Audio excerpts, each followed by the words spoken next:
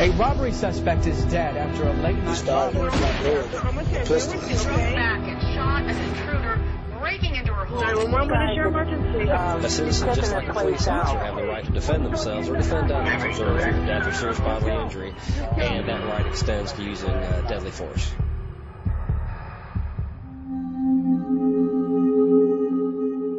You always hear about it happening to somebody else, but it just shocks you. A violation of your castle, your security of your home. But looking back, the fact is it happened. I couldn't believe it, number one.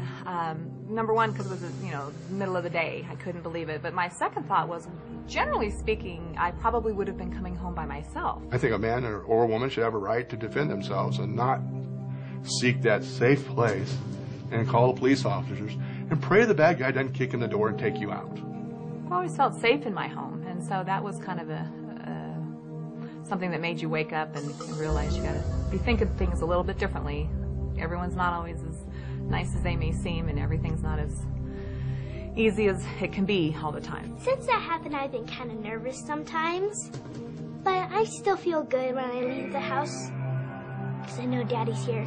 Some individuals out there think they have a right to just violate our space, take from you, victimize you.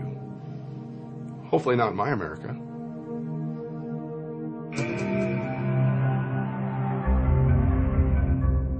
I left home at 17 and various jobs here and there. Paid my own way through the police academy in Northern California, Crescent City. Went to Wyoming and was a deputy sheriff up there for 6 years, 1980 to 86. It was pretty good duty. Good people up there. My upbringing was pretty normal. I grew up just a few blocks away from here, lived in the neighborhood my whole life, and have a brother and sister. And they all live here locally, so we're a pretty tight-knit family locally. I came to Reno and started working construction during the day, and I went to real estate school at night to pass my exams and got the license to be a realtor. It has been a great opportunity in Reno. Reno's a good town. My wife and I have been doing real estate in Reno for about 22 years now. I think it's our 23rd year. And it's awesome because I get to work with my best friend. Well, thank God I had a normal day. I got to get up when I wanted to get up, and I went out and did my real estate stuff, came home and had lunch. And every day I take a short nap after lunch. Well, my daughter was in kindergarten, so they have just a short half day. So she came home, I fed everybody lunch, and then I proceeded to take her to my mom's house so that I could get some work done. So I jumped in my car, left Jeff taking his little nap.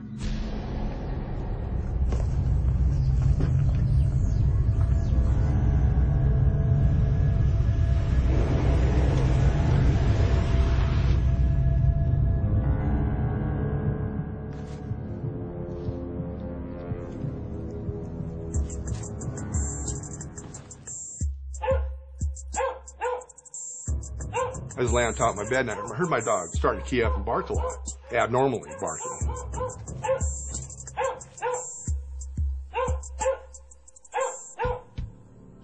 And I come out of the hallway from the bedrooms into the common area, and I look up, and here's this guy in the front of my home, broad daylight on a busy street, he's all nervous acting, and he's got a paint scraper type device working my front window. And he's got black gloves on, and I went, oh! Man, this is a pro. This is a burglar. I'm scared. Well, thank God my 12 gauge I keep high up in the closet in the hall. I grabbed that shotgun and I'm standing in the hallway. He was in my house too fast. I mean, it amazed me. I saw him working that window, and I have a picture in my living room, and I can see the reflection of him clear as a bell. And then I'm processing, where's my wife? Where's my child? Where's my family? While I'm processing this, he opens the window, jumps down into my house, and closes the window, and then he's standing there. Standing in my home.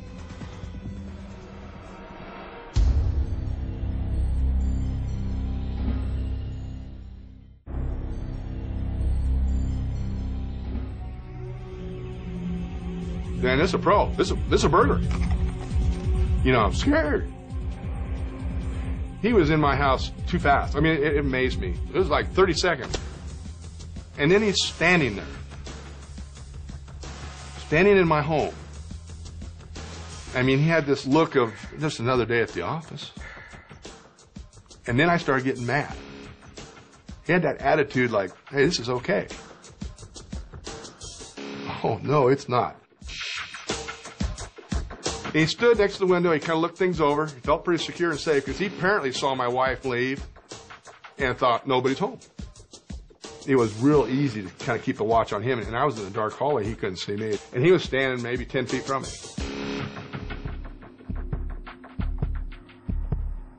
I jumped off the 12 gauge, ratcheted around. It's a pump shotgun, so you ratchet around and it just resonates. There's no other sound like it. It's universal. So when I ratcheted the gun, he just dropped down. I mean, I'm riled up and my adrenaline's flowing, and I told him to hit the floor, get down. But he wouldn't listen to me. I told him to lay down or I'm going to kill you. And I was serious. He hunkered down, but then he put his hands over his face and turned and looked at me, peeking at me through his fingers. He wouldn't lay down on the floor, and that got me angry because I'm going, okay, this game's not over. He kind of did this moonwalk back, looking at me going like this, and he goes, just let me go. They always let me go. And I said, not today. And he just started, you see him shake. He starts freaking out. And he looked towards the window where he came in. He closed the window so he couldn't like dive out. When he turned to look towards the kitchen rabbit, I knew I had to take him then.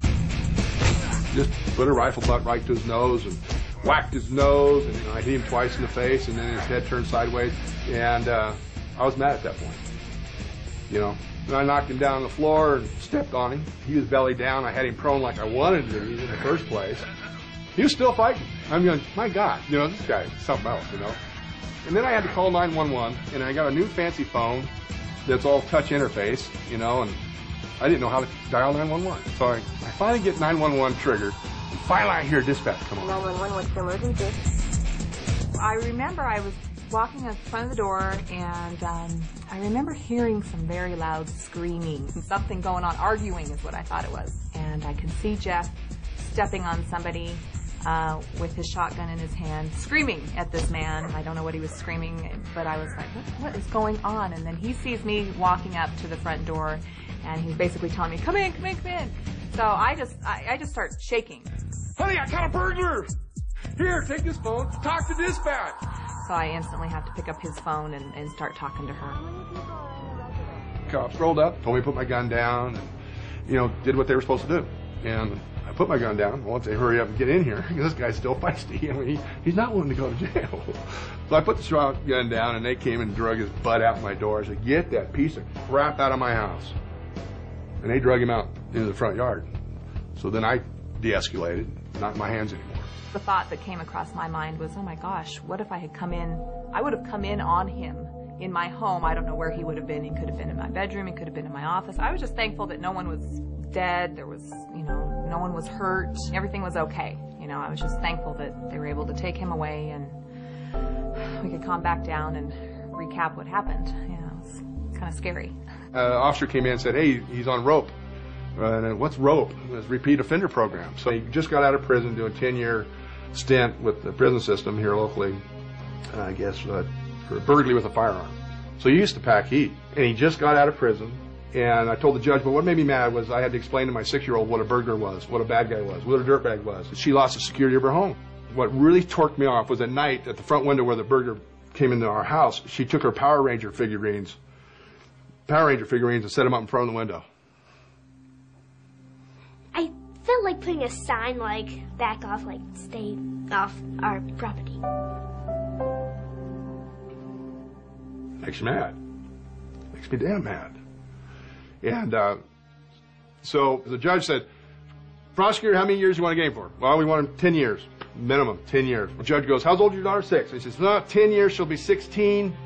He pauses, he goes, you know, this man's just dumb enough, stupid enough to come by your house. And 16-year-old girl, it's too much for her to handle. He says, 20 years. I about fell down. They told me that everything's okay and my daddy took care of it, and then we got a security system. We had to secure our home. We had to go around our home, where's the weak point. A little more awareness and just being mentally prepared. Went out and got CCWs, or concealed weapons permits. The state of Nevada took the classes. We qualified on the range. Couple little baby Glocks, Model 26s. Feel very comfortable now that she's proficient with it.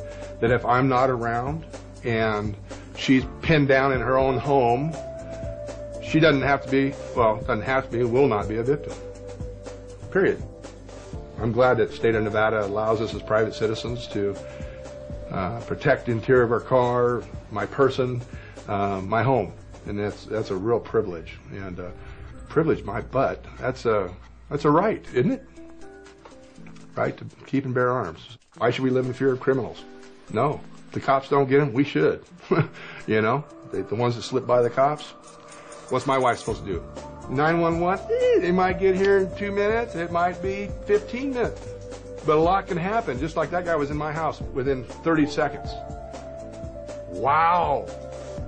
A lot can happen in a minute. A lot can happen in 2 minutes, 3 minutes. 5 minutes, it's over. Not acceptable to me. I'm a responsible American male. I protect my family. I know we can take care of ourselves. I don't have to rely on the police to be here every waking hour, every sleeping hour for that matter, to protect me. I feel very safe.